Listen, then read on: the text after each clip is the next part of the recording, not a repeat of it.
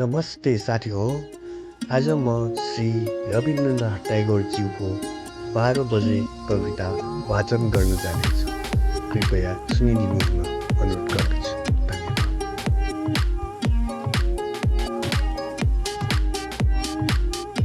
आमा, म अब मेरो पाठ छोड्न जाँदैछु।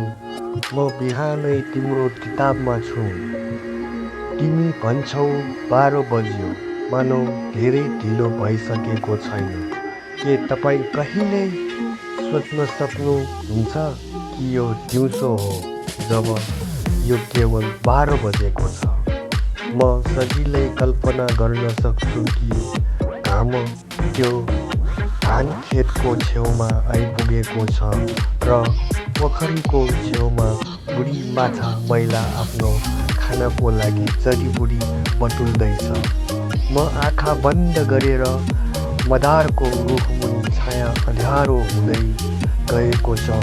पोखरीको पानी चम्किलो कालो देखिन्छ। यदि रातको 12 बज्न सक्छ भने 12 बजेको रात किन आउँदैन? धन्यवाद।